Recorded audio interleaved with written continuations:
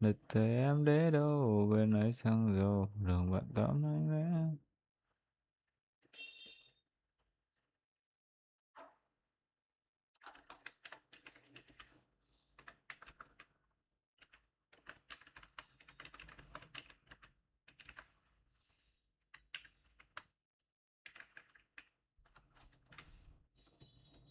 Mới biết thừa rồi.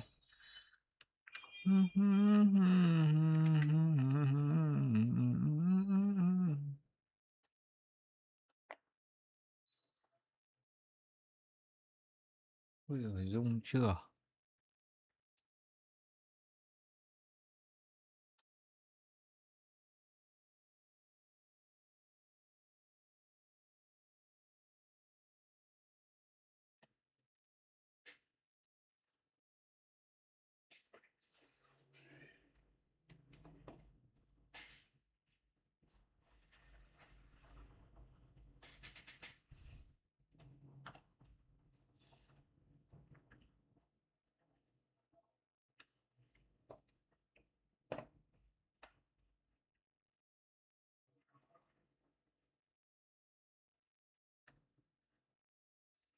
Vô game anh em ơi.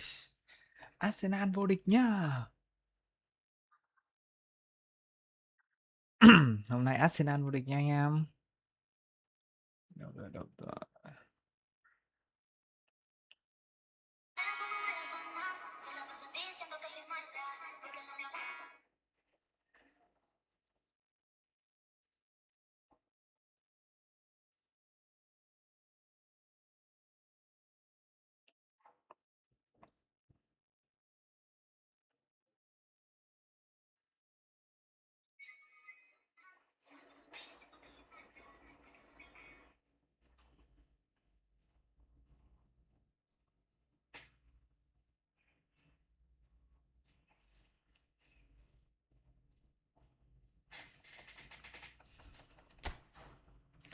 Anh em cùng vào cổ vũ Arsenal vô địch anh em ơi.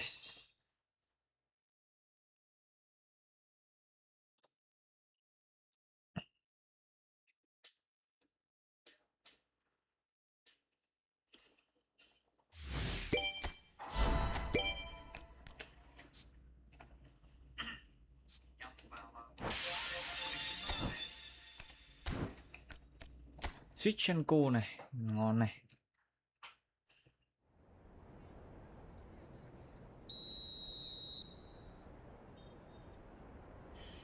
Ôi giời ơi. Arsenal vô địch nhá.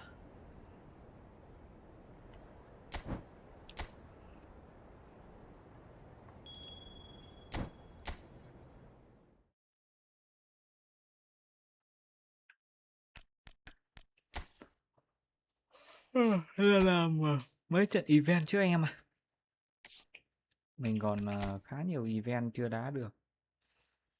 Cái này đã đá được chưa nhỉ? Được tiền chưa nhỉ? Cái này thắng chưa là chưa thắng à? Đá được thắng này.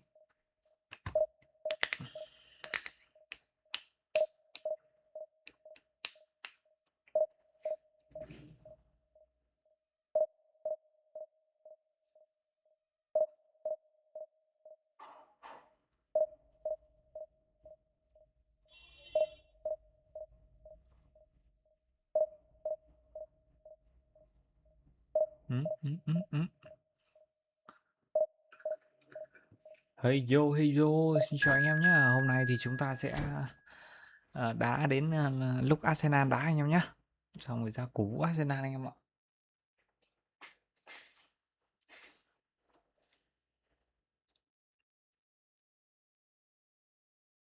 Dùng thế, dùng. Ui, cái gì đấy? Cái gì đấy? Cái này là cái gì nhỉ? Không biết luôn, thôi cứ đá đi. Hôm nay thì đá đến lúc xem Arsenal luôn anh em nhá. Arsenal vô địch. Anh em nào là fan của Arsenal thì cho mình thấy cánh tay của anh em nhở. Ôi giời ơi. Arsenal năm nay trận này thắng Man City là vô địch luôn, không nói nhiều. Nói thế luôn cho nó nhanh anh em nhở. Anh em nào mà fan của Arsenal thì comment cho mình với nhá. Nếu mà anh em rảnh tay cho mình xin một like, một subscribe anh em. Vào game, vào game. Vào game trước đã nào. This is Peter Drury, and next to me providing insights will be Jim Beglin. Hi Peter, always good to work with you. I'm really looking forward to this now. Colours vivid and vibrant, songs loud and proud. The tone for this game is well and truly set. Rồi thế mà không vào kìa. Anh em nào ở đây là fan của Arsenal không anh em ơi? Yaya Toure. Oh, good read. That was well played, well stopped. Looking for the run, and it's been played through. And the finish! Thế không vào That was chịu. a brilliant save. Dembele clearly thought he had the beating of Dembele the đấy. keeper. They've got a healthy number of very tall targets to pick out from this corner. And he's there to clear it. And now they can spring out of defence. Now it's Hazard. Foot in. Haaland. Alonso. Somewhat off target. Chuyền vậy là Van giờ Dijk. rồi. He's going to be disappointed with that. That's been intercepted. He read that really well and stopped it. Stojkovic is wide and looking to get onto this. Ôi trời, And that is well cleared. Jimenez. And it's Hazard. And he's got the beating of his man. Hazard had a really good go at breaking through, but ultimately he was just about kept out. Well, I think it's good he took the opportunity to run at that back line. I'm sure it won't deter him either. Mấy bạn này chuyền vội lắm. Shifted upfield. This is the time you need that pace. Hazard. Hazard going face to face with his great rival. It's Hazard! Ôi ca. Thế mà không lấy được kìa. Xin chào anh em đang xem nhá. Anh em là fan của Arsenal đi, hoặc là ủng hộ Arsenal thắng thì cho mình cánh tay của các bạn nhé. Mà nếu rảnh tay nữa cho mình xin một subscribe nhé. And the keeper beats it away. Oh, this looks sharp. No way through. Still goalless. And here's Stojkovic. And this is Ibrahimovic. Now Ibrahimovic! Sút thế vào sao được. That is decidedly lacking. I thought it was a really good break. No shortage of pace nor intensity. Exactly what's required when on the counter attack. Cơ hội mà giờ lại khó khăn nhở. Guardiola wins the duel this time. And it's Dembele. Timber. Ủa gì? Now it's Hazard. Lovely pass, but can he get there? It's Ibrahimovic! Goal! Inter! One sweeping move, executed with deadly efficiency. Well, it's an example of counter-attacking at its finest. Real cut and thrust. So the first moment of real significance. Yeah, it's rare that one is enough, though, Peter. I get the feeling they'll be wanting another as soon as possible. He slinks shot at goal. Trời ơi. He's got a goal. Quá là ok luôn. And the lead lost no time Quá at là all. ok luôn anh em Well, ơi. going behind has simply triggered a collective determination to hit back. Cứ thế And thôi they anh em mình, merit cứ thế nothing less. thôi. How very smart. He just got it right. Yeah, it's mystifying that a player of his talent wasn't picked up sooner, and he picked them off instead. Arsenal restore parity. Well, they just couldn't have responded any better, Peter. Yeah, there's the old cliche about how teams can lose focus after scoring, but you still have to take your chances. Brilliant. Passing is crisp and sharp. Yaya Toure, the arch schemer, always looking to get the team going.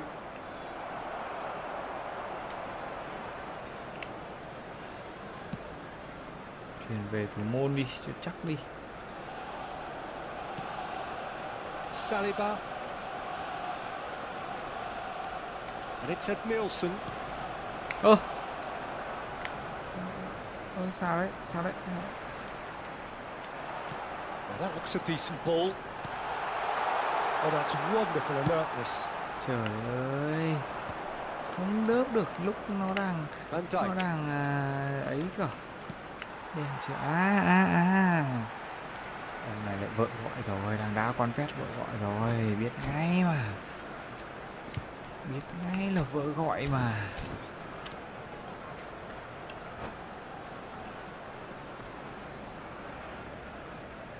And that's it. Thắng luôn à. So just time for Vợ me to gọi say không thanks to về Jim sao for được. his wisdom.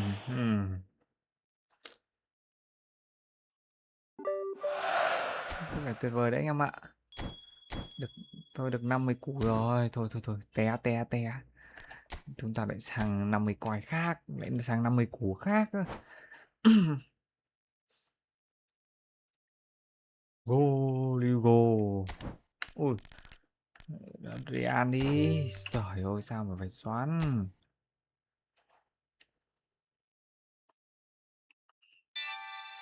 Xem đội hình như nào nào. Ui dồi.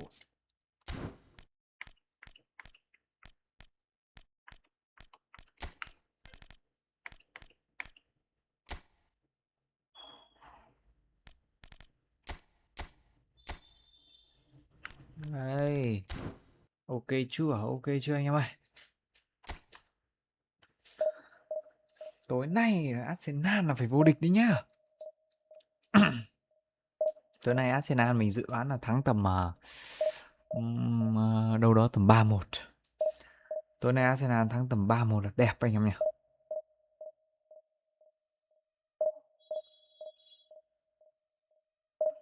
Tối nay Arsenal thắng tầm 3-1 đi.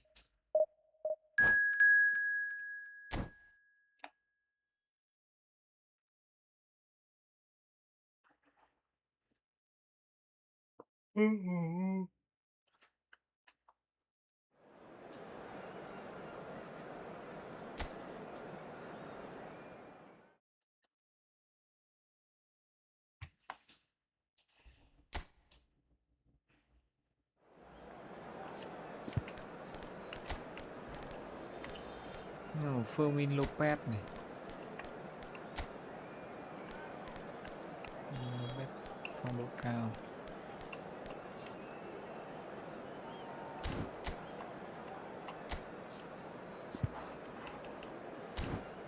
Cho đã Fermin Lopez.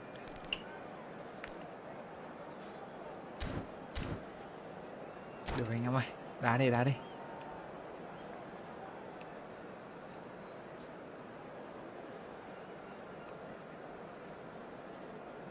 Từ A đến Z hay là alphabet. Hello and welcome to everybody. It's an absolute thrill to welcome you to this day one clash. And no day, of course, engenders hope or optimism more than this one. Optimism which could dissipate at a rate most alarming or last all the way to the latter stages. We shall see. Well, colour and passion just oozing from the stands here. These fans love their football, and we're about to be dished up a feast of it. So we're very much on the way now. Ui, cracking ball. sút lâu thế. It's a decent chance to counter-attack. Truthfully, it was hard to see any better outcome there. And it's Olmo. Eric Garcia clears it away. Quả đấy mà lại không sút được kìa. Cái sút luôn đi. And we have our very first corner. Dani Olmo! Ôi giời ơi. No, he didn't quite meet it right. I think it's a very fair effort, Peter, considering he didn't have much in the way of space to play with. Dani Olmo. Alexander-Arnold. Ui, chậm rồi. And now a sudden chance to counter.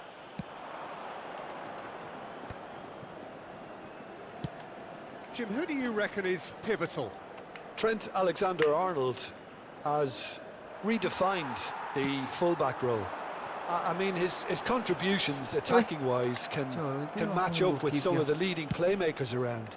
And I don't think I've ever seen anyone so productive in that role. Some of his cross-field passing is quite ridiculous. No argument from me on that front. It's easy to see how his presence alone affects both sides. Camavinga, and it's Olmo. And here's Mbappe. So, Jim, what has caught your eye in these early exchanges? Well, I think both teams probably feel it's too early for either to start to... Lewandowski! Oh, terrific save from the keeper. Yeah, he was well placed to deal with that. Thằng này Madrid have their third corner.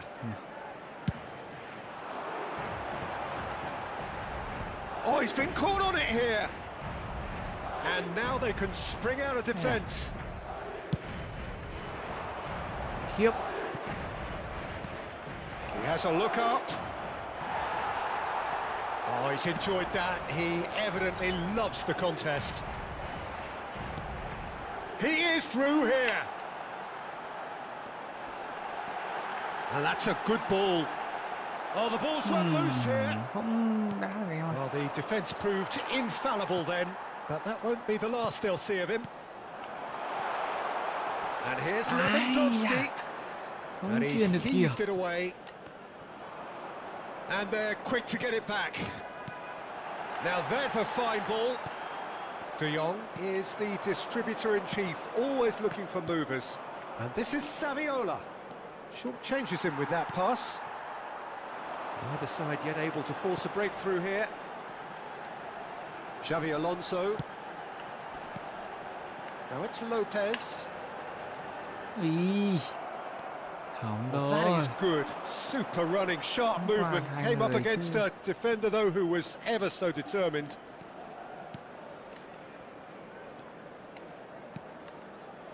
Iniesta. Played out wide. Ball in towards them. Impressive jump. And he's following up. They've scored. Trời ơi, Another moment of magic, a real wow moment. Thế mà vào được. That's what he lives for, Peter. Not a lot more to add. Thế thì thành ra So the first goal of the game. Look, he's the one everyone expects to put the ball in the net. That's what he's paid to do. Fermin is offering some sort of an apology there. He made it look a bit predictable. Hello, xin chào anh em nhá. Đá cái gì đấy? And the keeper has reacted superbly there. He's really looking like he's on the very top of his game here. Anh em rảnh tay cho mình xin một like và subscribe nhá. Anh em làm fan của Arsenal thì comment cho mình nhá. Comment cho mình biết.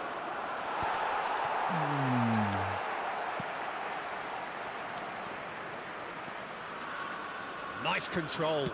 Cross needs to be good. So it's going to be another corner. Sợ quá anh em à. It's their second corner of the game.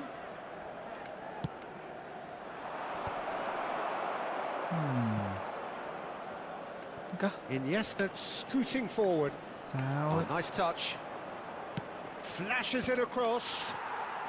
Alexander-Arnold getting this one clear. Out towards the flank. Pinches it off him. Carreras is very much the model of the modern-day fullback. And he's picked it up out wide. Fermin. Looking for options for movement. Cross goes in there. Hay quá. Bayer claims it. Safe hands. Camavinga. Dani Olmo. And it's Olmo. Ôi tê. Đúng là nhận quả bóng thiếu trách nhiệm thật là nhiều. There's a sharp little ball here. Iniesta looking to receive it in space. Đá quả bóng thiếu trách nhiệm thật đấy.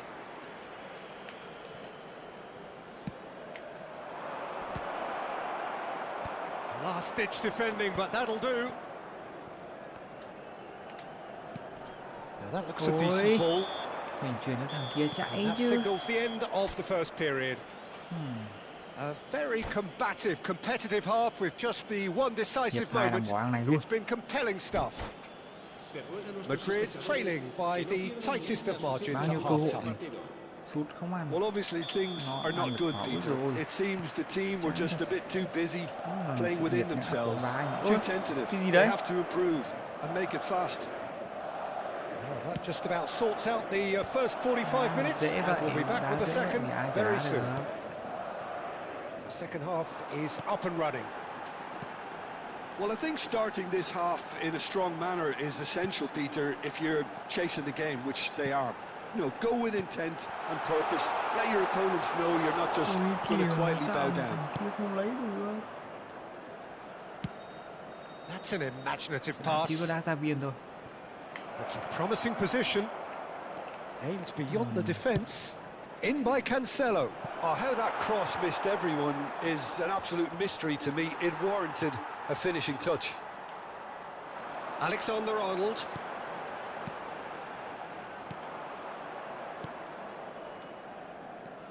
Fermin running with the ball. Lewandowski. This is a promising build-up.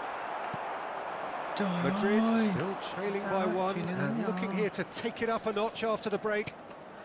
Now he's off and running. Now it's Saviola. Saviola going face to face with his great rival. Fermin will not want to lose out here, not against this opponent. Fermin does well to get it back. Khó nhờ anh em nhờ. Khó bóng nhờ. Carreras. De Jong. Muscular approach does pay off here. The ball goes in. And he's there to clear it. Well, Peter, just see here how a lot of the attacking players aren't dropping back anymore. And that means just one thing, I suppose. Yeah, they just simply want to engage the counter-attack. Madrid really are going for it here, Peter. Now it's just a matter of sustaining the effort. This is a really front-footed approach. A lucky break would certainly help their cause now. Chán thế.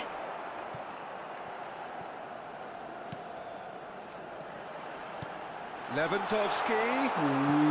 Well, he certainly wasn't in the mood to take any risks. Knocks it into space. Lopez. And he's managed to get free. Gets a good foot in there. Well, that defending is unapologetically persistent. It's almost personal. And it had to be. I'm not sure the shot was ever on there, really. There were just too many bodies in the way, Peter. Another. He's having a shot! Ui giời ơi. It's wide, but Oh my only God. just. Oh, did the keeper have that covered? I'm not sure he did. I think I need a replay on that one. Nhắm nghĩa thế đấy. Nhắm nghĩa thế đấy. Không ăn được gì.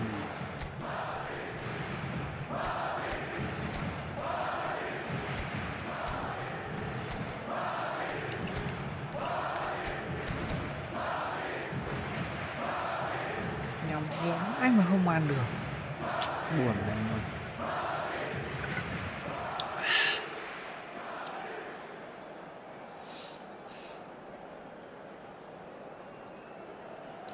Từ A đến Z, Z anh alphabet, bet, I'm silver bet, bet.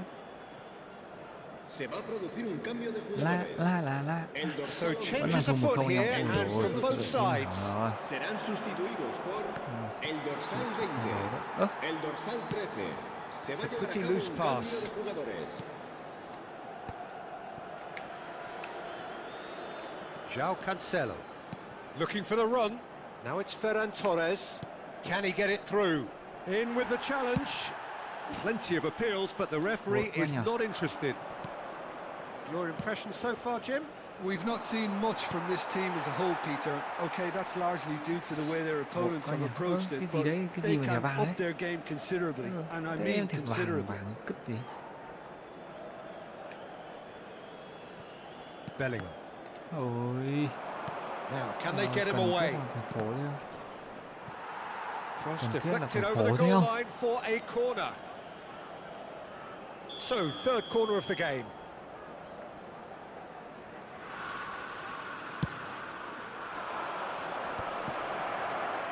Well, he got rid because he was under pressure.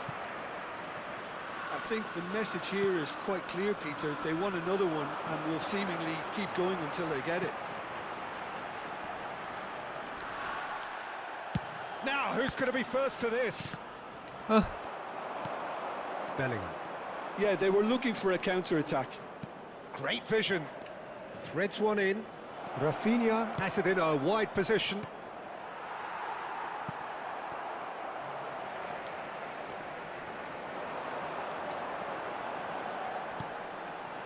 Madrid now in a position of desperate urgency. Yeah, it's not looking good, Peter. Never say never, though. Chào Cancelo gets a foot in here. Điên thế nhỉ. Oh, can he get onto this? Thua rồi. No, that's been intercepted. Howson. Oh, nicely intercepted. Bellingham. And here's De Jong. This usually is the time teams go into conservation mode. Sao? Oh, easy pickings there. Now it's De Jong. De Jong is sporting a guilty look after that. Encourage the pass with an intelligent run, but the pass just lacked pace. Habrá un minuto de descuento. Now it's Solot. Into stoppage time, whistle due any moment. And time is up. Quite a game, and one that was always on a knife edge until the very final whistle. No shortage of endeavour, effort. Đau này thì hỏng hết rồi còn đâu nữa.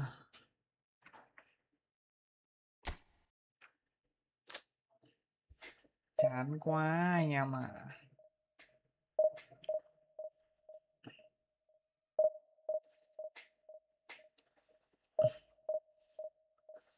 Không biết anh em hôm nay nghĩ Arsenal và Man City tỷ số là bao nhiêu anh em nhờ?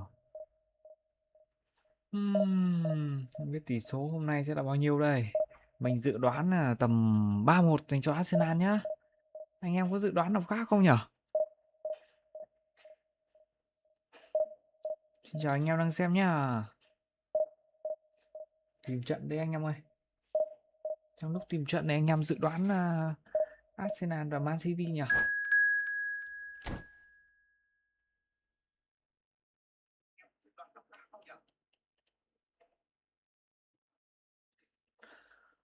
Này 3-1 dành cho Arsenal. Arsenal là người ghi bàn trước. Đấy, đó là dự đoán của mình. Ồ, anh em nào fan Arsenal cho mình xin một cánh tay nhá. Anh em nào rảnh thì cho mình xin một like và subscribe em ơi.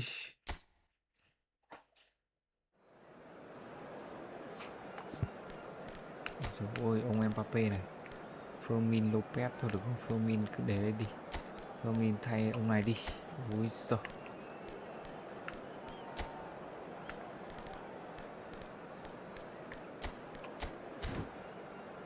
Rồi, đá đi. Đá đi anh em ơi. Múc luôn. Về cơ bản dĩ nhiên là bên phía Man City hôm nay chắc chắn được đánh giá cao rồi. Phong độ của họ đang là cực tốt. Phong độ của Man City đang là cực tốt nhá. Nhưng mà mình vẫn nghĩ là Arsenal hoàn toàn có cửa ăn thôi. Hình như hôm nay là đội hình gọi là khá là mạnh rồi đấy.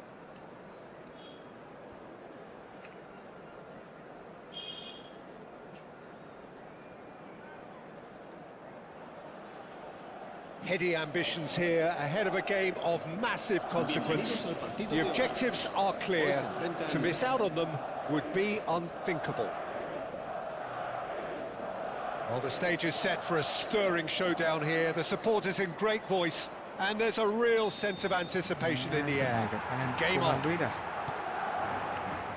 So straight into the action. It's us or them. Always has been, always will be. Jim, who do you reckon is pivotal? Trent Alexander-Arnold has redefined the fullback role. I mean, his contributions attacking-wise can match up with some of the leading playmakers around. And I don't think I've ever seen anyone. Tấn công biên là ổn đấy chứ. Úi rồi ôi. Cái đầu là của Dani Olmo actually didn't do an awful lot wrong, to be honest. No, he's not going to get any further than that. Some intricate passing, looking to progress the ball. Alexander-Arnold. Pass somewhat off target. Nice looking ball. Loose ball now, and there's a chase on to retrieve it. And it's Valverde. Valverde! And it's been hooked away. Không ăn được quả. Quả đó Mbappé chơi gọi là đồng đội quá nhỉ.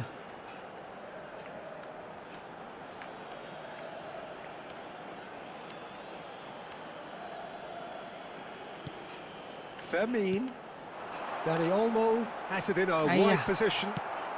Oh, he's enjoyed that. He evidently loves the contest. And no, that was never going to make it. Gì đây? Threads one in. Griezmann picks it up out wide. That's a decent clearance. Oh, he's been caught on it here. And the cross comes in. Howson can get it clear. Hudson ở đây, có Hussein ở đây mà. Chúng mày đánh đầu mấy quả đấy á. Oh, lovely feed. He is such a good mover. Keeper has taken decisive action. That is good alertness. Nicely shaped ball. Well played. That has snuffed out the danger. Khiếp. Đội mấy cái thằng này mình đã rất thích tạt cánh đánh đầu nhưng mình không hiểu tại sao ấy. Còn mình chưa bao giờ thích cái lối đá tạt cánh đánh đầu cả. Chưa bao giờ thích luôn đấy. Alexander-Arnold. That's so good and so often seen nowadays. Don't give them time to think on the ball. That's beautifully weighted. And the finish! And it's a goal! Nice. Oh, the deftness of touch. Received it delightfully and finished it off sumptuously. Oh, what a touch. I mean, how good was that? Poetry in motion. So the first goal of the game. Look, he's the one everyone expects to put the ball in the net. That's what he's paid to do. And it's Alexander-Arnold. He has found the way through. Can he finish? And it's come back out. Nghệ chưa? Người ta tấn công là như thế chứ. Yeah, and analysis of the goal should take a back seat to the importance of a committed reaction. This is wonderful to watch. Some heroic goalkeeping, but even that couldn't save them this time. And that's great movement from him. He instinctively knew that the ball was going to come back out and put himself where he needed to be. The sort of thing you just can't teach. So they have it all to do again. You've got to commend that, Peter. It's the perfect response to falling behind. Don't let your heads drop. Just get back up the pitch and level the scores again. This is cracking stuff. Vinicius Junior unable to make it happen for all his good intentions. Karambur plays it across. And he's taking no chances there. Now it's Mbappé, and they can counter here. Oh, good read. He read that really well and stopped it. Can he get it through? Good ball, good take. Lovely feet. That's going across goal. Easy enough for the goalkeeper. Không biết luôn, nay mọi người chắc là đang chuẩn bị cho trận đấu Arsenal với lại Man City hết rồi. Này không thấy ai cả. Vắng tanh như chùa Bà Đanh. Lại tạt cái thằng này. Jimenez getting this one clear. Lại tạt. Nghiện tạt hay sao ấy. Dani Olmo. That's been intercepted. That's great positioning. So good from him. Fermin. Valverde. Tries to play it through. Griezmann with the Lại cross. tạt. Đến nạ đấy. Vinicius Junior and again. Ôi trời ơi. And that is doing Chịu no lối harm chơi at ông này all. luôn. I thought it was Chỉ a có tạt really bóng good thôi. break, no shortage of Và phía pace trong nor thì lại intensity. là Exactly what's Vinicius required when các thứ on the thì counter đánh đầu attack. kiểu gì không biết. Nhưng không, vẫn thích chơi tạt. Pressing's intense and it's Rồi. paid Ôi. off. It's run loose here. Trời. That is good alertness. Fermin looking to pass their way up the pitch.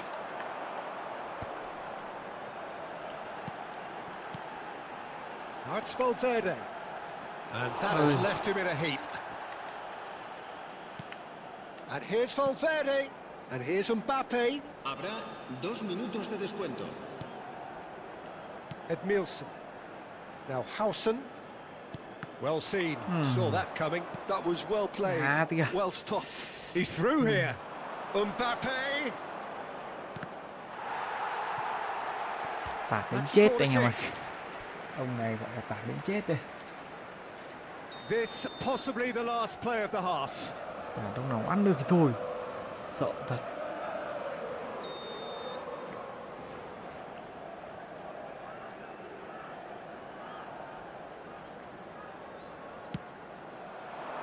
That's really well cleared. Qua đi.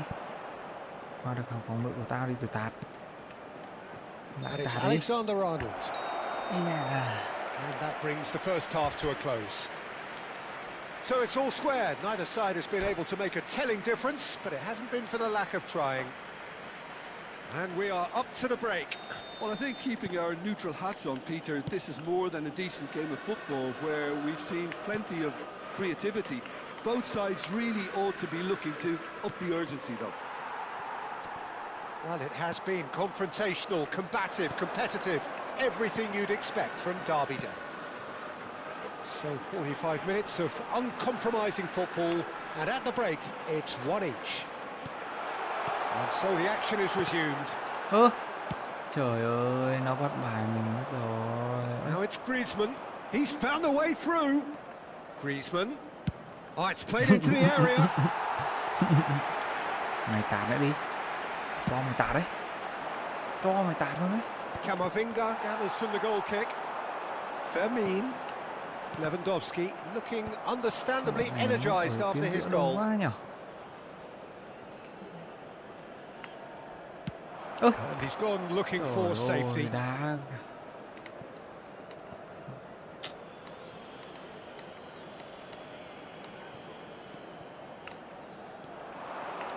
Griezmann has the space to scheme. Hết bóng luôn.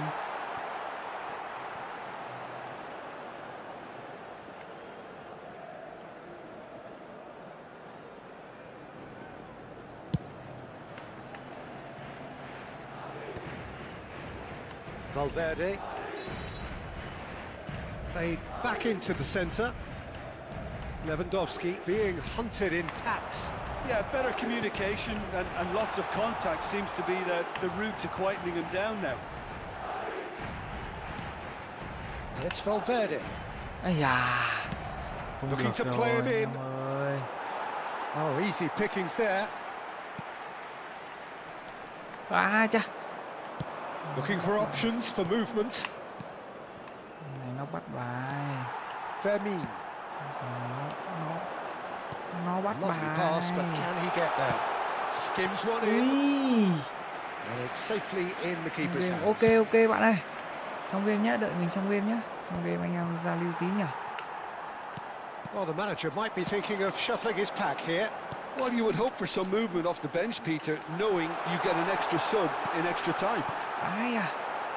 Pau Kubasi is there, and he can get that shot. Surely, Ui. it's loose, and các there's a bạn race for the ball. And he's in on goal, shapes Ăn to chưa? shoot. Ui rồi. Oh, it rattles the bar. Ok bạn Chí nha. Back Đợi in mình possession xong game. and ready to go again. Now, who's going to be first to this? Great defending, strong and determined.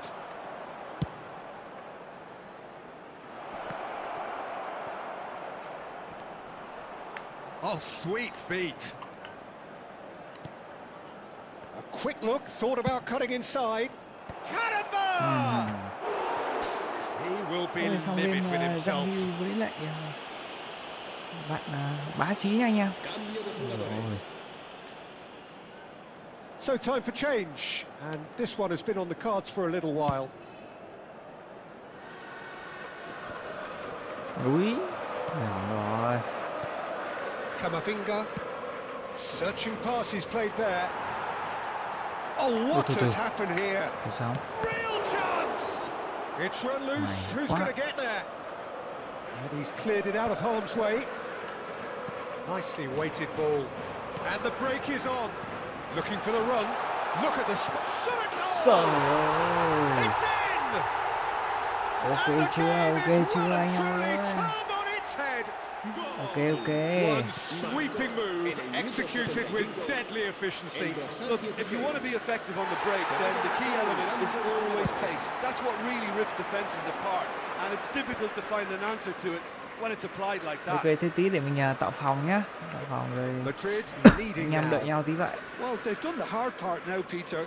Can they cling on, or even better, can they get another? Now it's Mbappe. Ui, không được. Madrid clearly have been instructed to kill this off. Offence is the best form of defence. He's a sharp little ball here. À, There's indecision all round. They have to do a bit better than that. On move.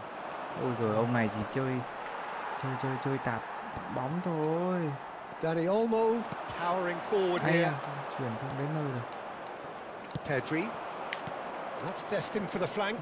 Ra Now đây it's để Dani tạt Olmo. thôi. Mbappe tries a shot. Ui rồi ôi. Off the bar. Hòa. Mbappe Nãy mình cũng một made a quả good run mà. there. Nãy mình cũng một Well, quả xa sometimes you mà. can see it coming a mile off. Yet, because of the timing of both the run and the pass, it can be hard to stop. Always next time.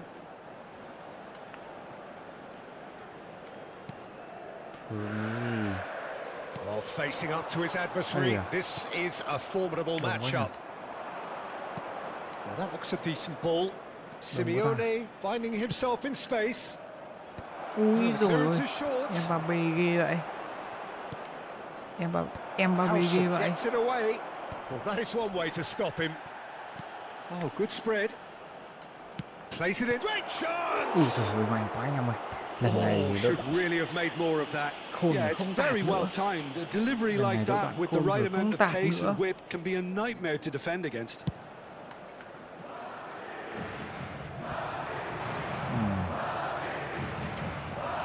Dani Olmo. Lopez.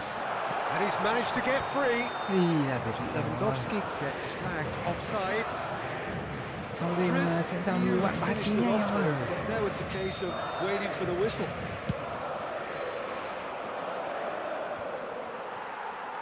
Habrá 4 minutos de descuento. Ui rồi. And that interception was most necessary. Lại được. He read that really lại well and không stopped được. it. Aimed beyond the defence. Alvarez. There's the shot! Ui trời Oh, ơi. wow, that's crazy! We knew what was coming, and he has outfoxed the keeper again. Not even a hint of hesitation. That is such a cool finish. And it didn't take him long. Just sitting on the bench and waiting moments ago, already he has scored. I think the manager's claiming in this. Còn ui giời không được. So that means another 30 minutes football. Well, still no winner, Jim. Bạn Bá Chí lại đợi một tí. Well, I think many on that pitch were ready for the Okay, final whistle to come. So let's hope that there's still plenty of energy about. Well, no winner after 90 minutes. Another 30 minutes, hopefully to make a difference. Vòng bài luôn.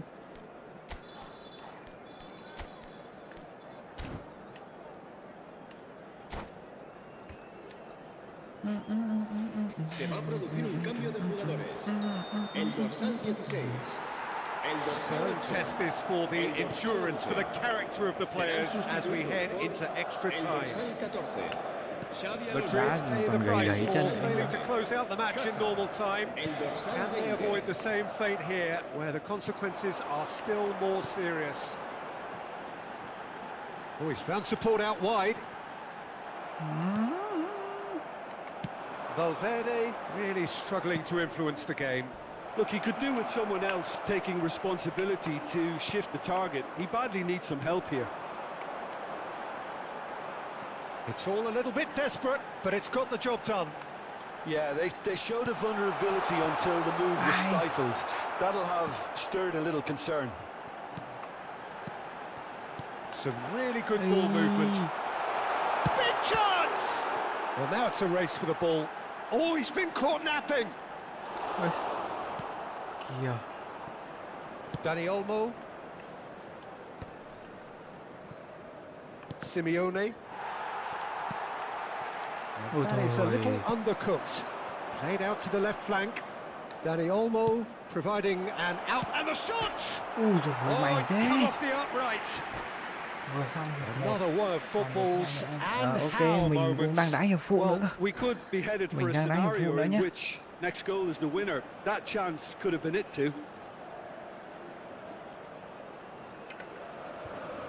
Tí nữa bạn thích đá gì chắc đá đá đội hình bay thôi nhỉ, đội hình mà không hình tiêu chuẩn thôi nhỉ. Also is there standard and thôi. he can pick it up. They've got it again. Hay là thích đá It's đội hình Alexander-Arnold. của mình, Mbappe. như là đội hình It's gone all the way tự through xây to the dựng. keeper. Dream Team.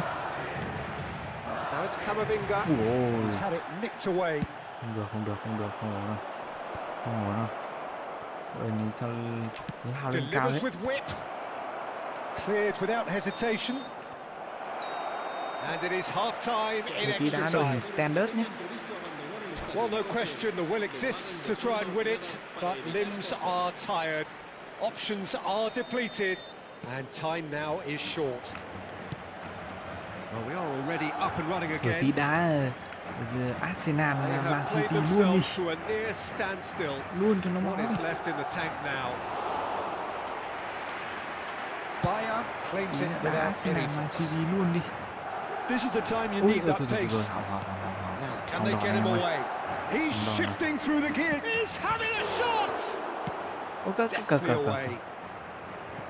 tí đá Arsenal, Man City standard luôn nhá.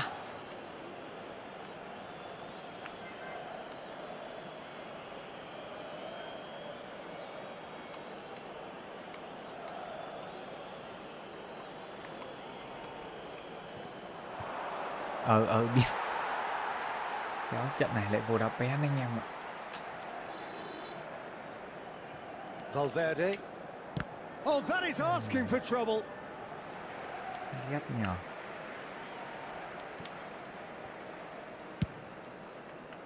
Oh no, he's got that wrong. That's where it came from. And that has been cleared. Ôi. Now that's a lovely exchange. Tries to get it clear. And that's been won straight back.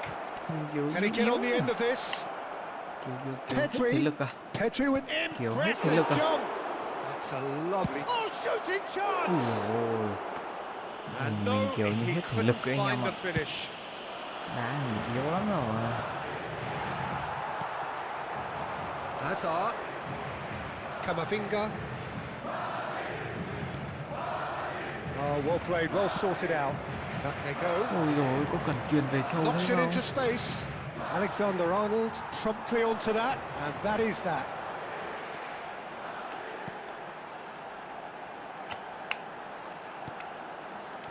And he cuts out the supply. Em cũng bị bắt bài rồi. I think we might be done here, Peter. I don't see there being enough time for them to try again.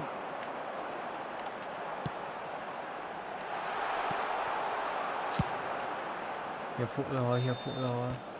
So there you have Đúng it. chuẩn rồi. Penalties. Tối nay Arsenal, So Man after City all of 10 that, rưỡi. what can we say? Anh em mình làm trận giao hữu với Look, Sam I've been in để this xem là position vừa rồi. myself, and after a grueling game, you don't want to back down if the manager asks you to take a penalty for fear of Trận này appearing trận là weak. Man City, You Arsenal can't let là fatigue trận giao cloud your hữu xong judgment. rồi anh em mình.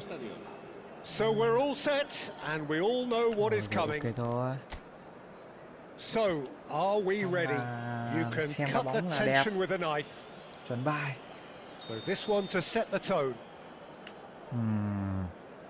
Sút vào giữa cái đê. Sút vào No giữa. mistake. That's the example they will want to follow. Alvarez, the next man to walk up to the spot. Sút vào đâu? Sút vào đâu? Sút sang bên nào? Sút sang bên này đúng không? And he Ái makes it da. one each. Sút A sang đây swift à? riposte. Azar, second in line for them.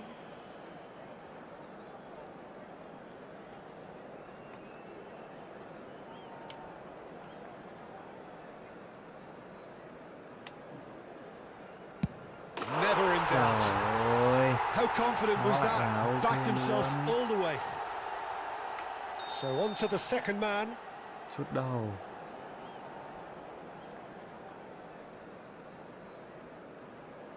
Bên đây tiếp nha. Credit to him. chà, You really sút need nữa, courage to do hồn that in đấy. these circumstances as well. Hồn đấy. We're on to number 3 here.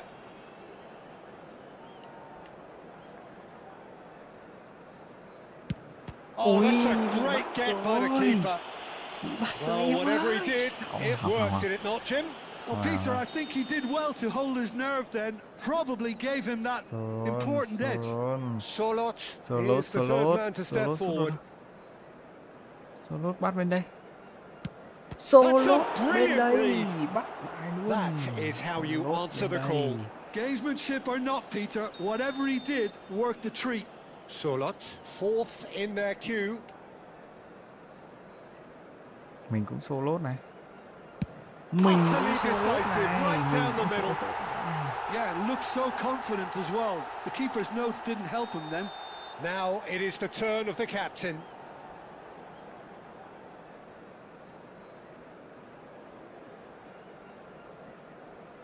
Bên đây tiếp anh em ơi. Bên đây tiếp. Ai chà, Sent in the wrong way. khôn thế And nhỉ. it's 3-3. Khôn thế nhỉ. Valverde is the fifth volunteer.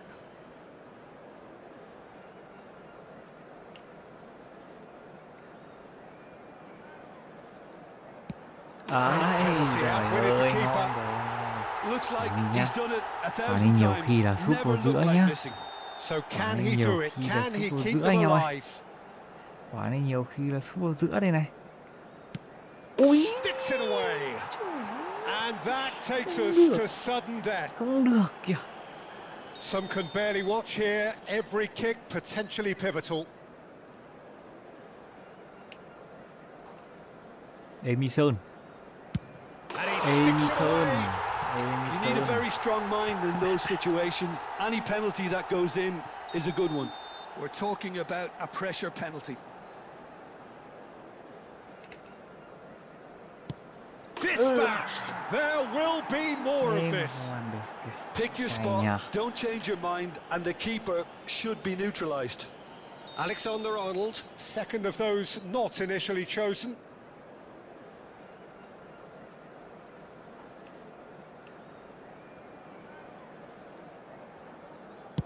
Well, any penalty Ôi giời ơi, converted is a sút thế thì good đỡ penalty, sao. so he did his Sút bit thế thì there. đỡ sao được. Nào. Sút thế Well, you thì know đỡ what I'm sao going nào. to say, Peter. It's all about nerve. Bắt bên đấy tiếp. Bắt bên đây luôn. Bắt triệt để bên đây luôn. And they Bắt have triệt để done bên đấy it luôn. in sudden death. Well, Sút that's của just nó hơi bị wonderful, nhiều Peter. đấy. The pressure was on, but that's just superb mentality. The mindset did stay strong. Madrid Ngon luôn, thắng have này em ơi. done it. Giờ đợi bạn Bá Chí làm một trận giao hữu rồi anh em vào nhá. Rồi anh em xem đá bóng nhá. Trái, đấy. Ghê ta. Ôi giời ơi, quá chuẩn luôn. Mỹ Nhung đoán quá chuẩn luôn. Quá đẳng cấp.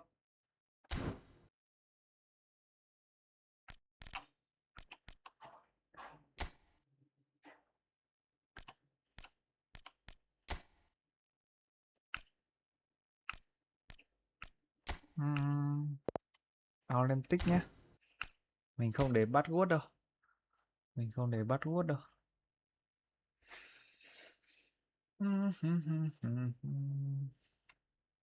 Đây nhá bạn Chí ơi. Có cái tên room số room ở trên góc đây nhá. Bạn báo chí nhá. 192 này, 53 58. Đấy. Mình để số tên room ở đây nhá. Set up nào. Password không này, standard này, có chấn thương này. Thôi không đá hiệp phụ nữa nhá, đá pen luôn. Đá pen luôn đi. Thay mắc 5 đá như bình thường thôi. Rồi ok.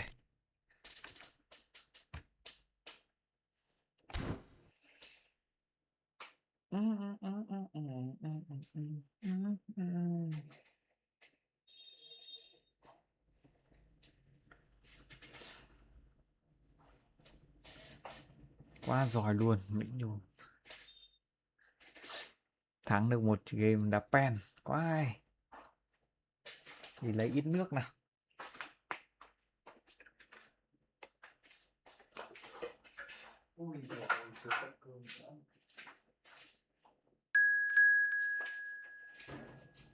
Đây rồi. Có bạn Chí vào rồi. Mình vào thôi nhỉ. Có đúng bạn Chí không đây? Go, ok. Ngon luôn. Go luôn.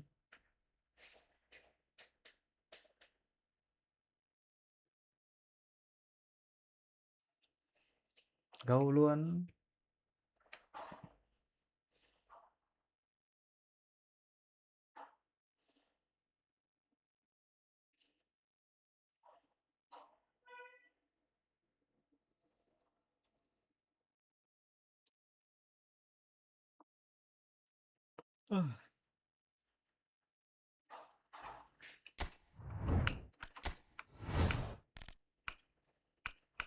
Thấy chưa? Arsenal nhá. Đấy, anh em giờ Arsenal Man City luôn anh em ơi. Ngon luôn này.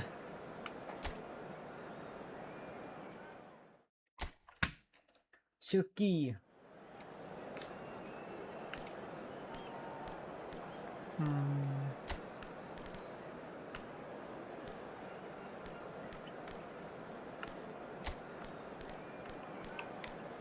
Đá thế này luôn đi.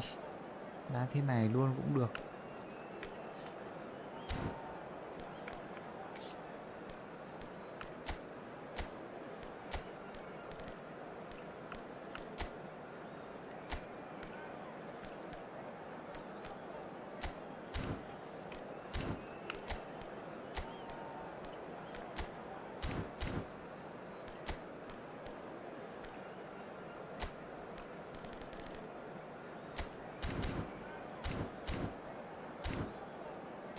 Ok, vô.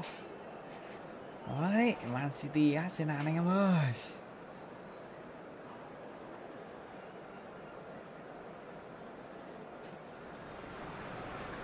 And so the calm before the storm. A game this so engraved into sporting history. These two teams have squared up so many times before. It is a rivalry whose significance has never been diluted and never ever will be. All stemming from that simple dread at the very idea of losing each to the other. Everyone here is obliged to win. Well, there is here a great sense of expectation as to universal contentment. The Emirates embraces Arsenal once more. So the gloves gets his head on it. Ui, trời ơi, không vào kìa. So Jim, who would you identify as the key man in this fixture? Yeah, Bernardo Silva. He's a real box of tricks, Peter, with a super first touch and a really nice, silky smooth dribbling style. He's also got an eye for a telling pass, and he's a more than decent finisher too. What we don't usually comment on is his phenomenal work rate, and that will be a standout for this team over the course, I can assure you. Yeah, I'd have picked him too. No doubt the fans feel much the same way. That's just playing it safe and simple. That has not gone well. Now it's Ødegaard. That's very disappointing, it has to be said. Haaland is onto this, and it's Rodri. That's an imaginative pass. Việt vị. Shirky is flagged offside.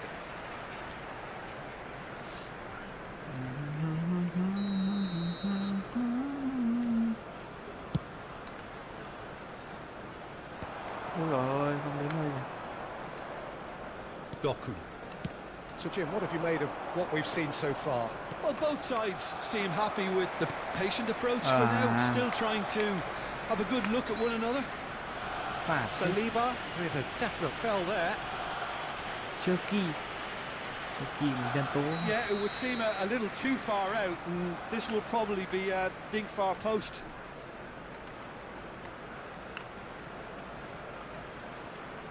Kèm chặt rồi. Well, he got rid because he was under pressure. Doku. No change to the score, 0-0 it remains. Distributed tidily. Now it's Madueke. Ai da. Madueke. Cherki. Now it's Doku. And it's been played through. And the whistle's gone, presumably for offside.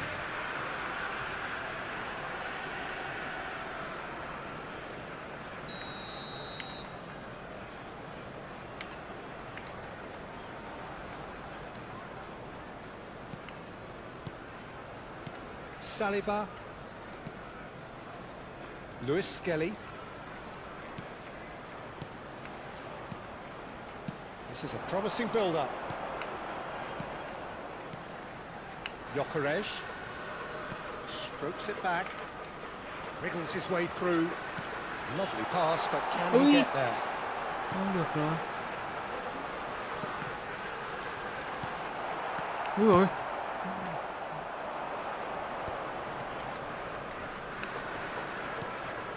Yehi and Kusanov. Tí nữa là bắt bài được nhỉ. Matthews Nunes. Semenyo. Cherki. Played into space.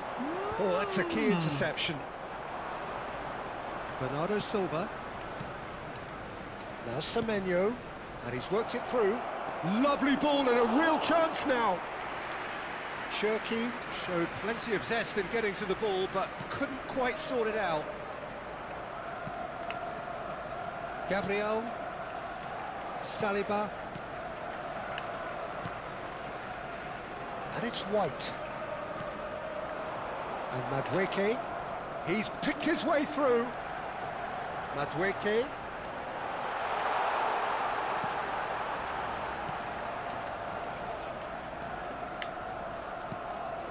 And it's Subimendi. Out towards the flank. White. Shin to shin, bicep to bicep, and he wins out. Quá nhỉ. White just loves to go forward whenever he can. Now it's Semenyo. Now it's Haaland. Cute ball now, how can he reach it? It's out for a goal kick.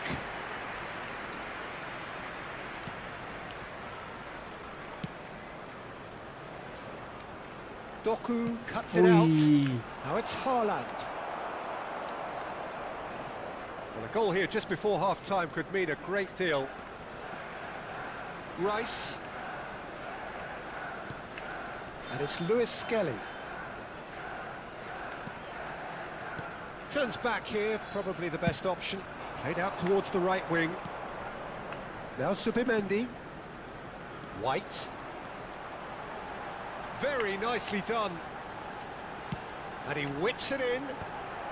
Kusanov can get it clear. Không được. Cherki. He won't be happy with that one.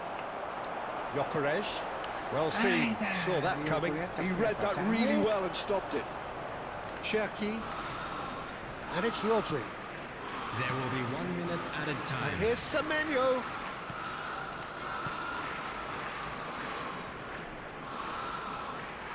Semenyo is fouled.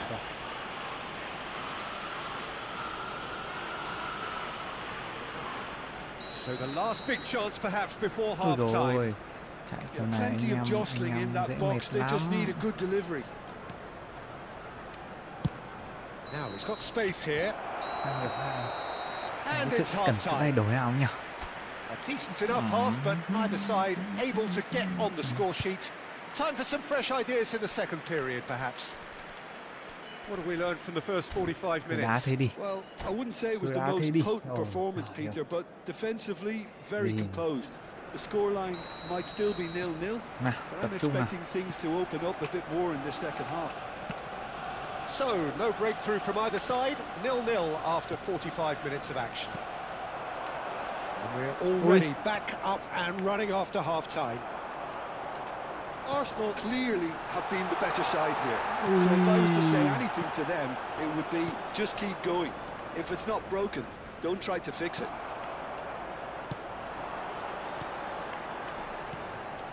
Oh, he had to make that, and he did make it. Bernardo Silva. Doku running with the khỏe ball. thế. And the counter is on. He's found the way through. O'Reilly finding himself in space. And he can clear it away. That is ended up in no man's Xin quả land. điên.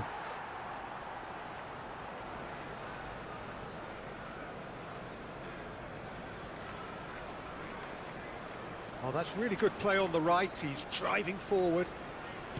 White. Zubimendi. And it's Ødegaard. That's really nicely played. Ui, Rodri không được deals with rồi. that comfortably. And that pass is somewhat less than ideal. Arsenal clearly didn't help themselves by telegraphing that one. It was always going to be intercepted. Can he get on the end of this? Doku. 0-0 still. It's a game that needs a bit of life injected.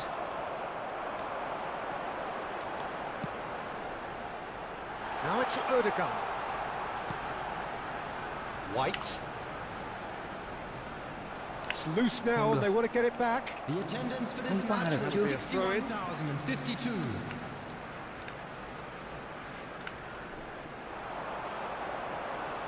Backward it goes. And it's Rice. Ai da không tì được. Semenyo. Kuvalov này. Very little to report Khỏe from quá. an attacking perspective. Jim, it's a cagey old game. I think both teams can help themselves massively with better movement up Aye. front, Peter. There's just not enough happening at the Overlook moment. now. And Okay. essentially, their job is to find space, and that needs to start happening. I wouldn't fancy playing up front in these circumstances, to be honest. There's absolutely no supply.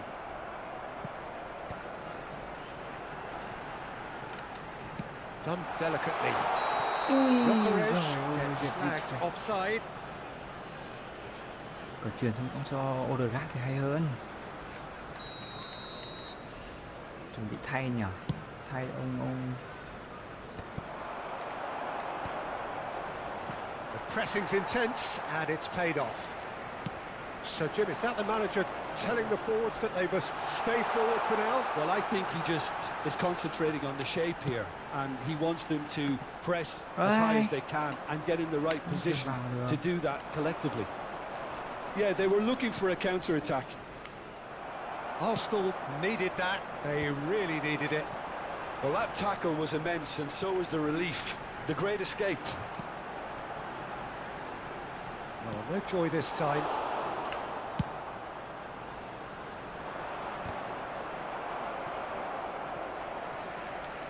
Jokeres looking to shake off some unwanted attention. Yeah, better communication and lots of contact seems to be the route to quietening them down now. Good running, strong and purposeful. It's run loose. Who's going to get there? Oh, what has happened here? Jokeres. Ui. That should get the job done. Nice. Well, there's no doubt that they want to win this, Peter. They'll have to maintain the energy and dynamism until the very end, though. Great chance! No messing about, just bludgeoned away. Các bạn thay người anh em ơi. Sút mãi không vào rồi. Nào chúng ta bắt đầu có những nhân tố gì vào đây. Đâu rồi? EZ của tôi đâu? Rồi, EZ này. Bukayo Saka đâu? Bukayo Saka. Ben White hay bằng Ryan Timber.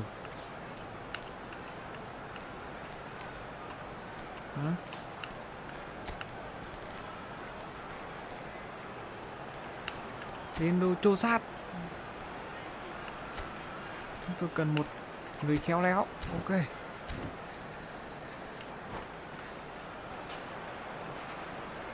Hello, xin chào anh em nhá. Rồi, thằng Hòa không đều đây anh em ơi. Căng thẳng quá. Anh em tránh tay cho mình xin một like, một subscribe anh em ơi.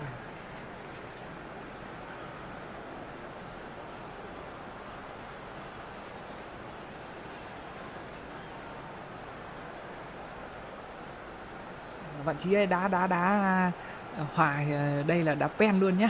Hòa đây là đá pen luôn. Không, mình đang cài không có đá hiệp phụ đâu.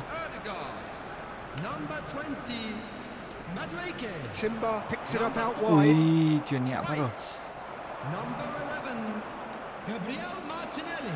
Referee's given a throw. And he's managed to gift it back. Looking for options for movement. Quick look, thought about cutting inside. Now can they get it back? Timber's cross. Oh, Chỗ good xa. play. And he's Yes, stuck it sir. away.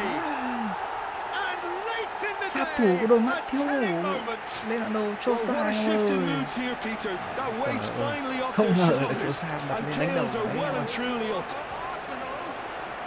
A lovely header, but really it Ngon was rồi, all ngon about the rồi. delivery. Yeah, it Arsenal all tối nay came là from có some really smart dấu hiệu movement, rồi đấy. Peter. Did the defence let themselves down by not picking him up? I think the boss won't be amused. And it didn't take him long. Ai Just chà. sitting on the bench and waiting moments ago, already he has scored. I think the manager's claiming an assist here. Arsenal are in front now, the game's only goal. You have to credit the desire we've just seen here, Ui. Peter. The desire to stick to your Thế mà task còn and công keep an on nữa. chipping away. Some might have backed off, but not this lot. This is very impressive. Eze. Perfectly measured that. And he's well shot a goal! And that is wildly off target. Sốt kìa. Trời ơi, chán không cơ.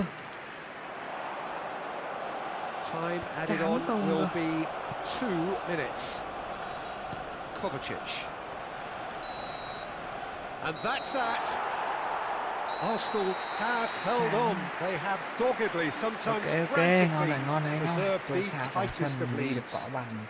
Ăn vừa. Trossard picking Tối up nay the bạn man cổ of the vũ match đội nào? award, Ui dồi ôi, and no tiêu đề là surprise đã there. Tiêu đề là đã là So there Arsenal it vô địch is. rồi What còn. struck you most about that? That is a superb win. Arsenal vô This địch is one of rồi those. cần anh em ơi. Tối nay Arsenal vô địch nhá. Ok bạn Chí nhá. Thôi bây giờ thì xem Arsenal với Man City đã nhá. Còn có gì tuần sau anh em mình lại giao lưu lại nhá bạn Chí ơi. Bạn đá cũng hay đấy. Tí nữa là ăn mấy bàn hiệp một của mình rồi. Ok bạn ơi. Chắc mình dừng livestream ở đây nhá. Xin chào anh em.